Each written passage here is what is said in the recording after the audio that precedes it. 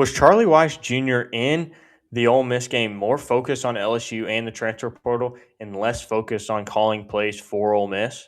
Guys, make sure you like and subscribe for more college football and even NFL content as we go into the NFL playoffs. Man, there were several times during that game where you felt like they were really trying to force that run game to get going for sure, Yeah. especially after Keywan Lacey went down, and they were having a lot of success with Trinidad Chambliss getting the ball out, and I could definitely see that being the case. There were a lot of times where I felt like, especially in third down situations, that the play calls were a little aggressive, for lack of a better word, because they were trying that, you got a 3rd and 5, a 3rd and 4. You don't have to throw the ball 15 yards down the field. Yeah. You just get your first down. And there were lots of opportunities to convert on third downs. And instead, Trinidad Chambliss was getting sacked. So I can see that storyline, man. I really do feel like that there could be some truth to that. And I think you look at it, that was not the same offense that was being called the other, 14 games of the season. And I think that really hurt Ole Miss. I don't want to think that he was more focused on LSU or maybe not trying to throw the game, but you could see it there with the transfer portal opening up and all of that. But it was definitely not the same offense. So it leads you to think he was focused on LSU and he's basically done with Ole Miss. I mean, he was already looking in the transfer portal, already looking forward to next season.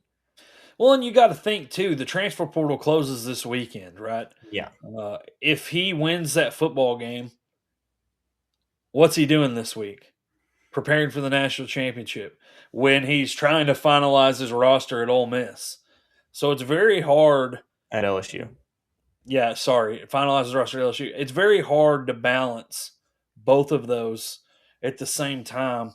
Granted, I mean, at Ole Miss he'd be doing the same thing if they were still playing. So it's hard to say, but I definitely can see that.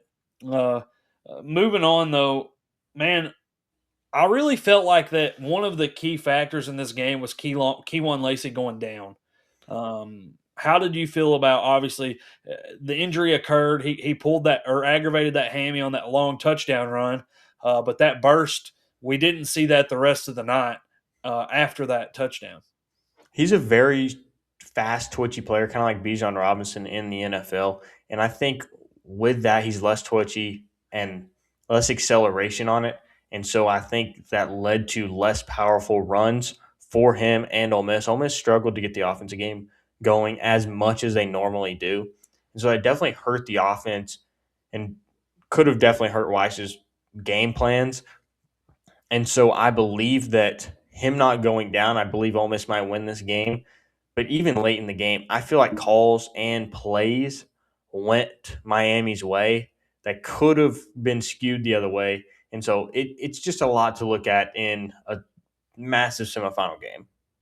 Right, man, and there are so many things to look at here that we can unpack. I definitely want to talk about the calls, specifically the pass interference that didn't get Yeah, called on the last play of the game. That's pass interference all day long. no question. Yeah, I mean that's uh, I understand. They still have to take another shot at the end zone. I don't understand not making that call, and that wasn't the only time. There were times earlier in the game where they let them be a little bit too physical, I thought. Then in the second half, they started calling them more. And then it seemed like the last two drives, like it was just like a coin flip whether or not they were going to call it pass Yeah. interference or not. But I know that Miami definitely got a favorable whistle on that last drive that they scored on. There were a couple penalties called that helped that drive continue, and obviously led to Carson Beck's touchdown run to go ahead with only moments left in the game. Yeah, and I think you look at it, it's a very difficult call and very difficult situation for the refs in that play. That's a game altering call. So I don't know if you can fault the refs. It's just looking back on it, hindsight's 2020, and reviewing it and all that. There's definitely a pass interference, but I think in the heat of the moment, a bunch of guys jumping, crowds knows it's the last play of the semifinal, so it's a very difficult call for the refs, and in that situation. But I think Ole Miss should have easily not been in that situation and easily could have won this game. Or, um, their kicker was phenomenal this season. He missed one, he doinked it. So going down, they could have had a field goal kick for the win. But there's so many what if scenarios because if they need a field goal, Miami would have played up more on defense and less back because Miami couldn't give up a touchdown. So there's a bunch of what if scenarios to look back on it, but I thought it was definitely the best semifinal game compared to the Oregon and Indiana game. Yeah, man, and to caveat off your point, like the biggest issue, another big glaring issue, which is the defensive side of the ball.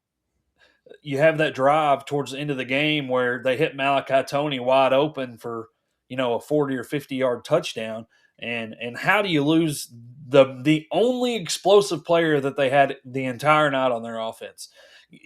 You don't give up any big plays the entire night, and they slip up and lose him one time, and it's for a touchdown in Yeah. a crucial moment in the game.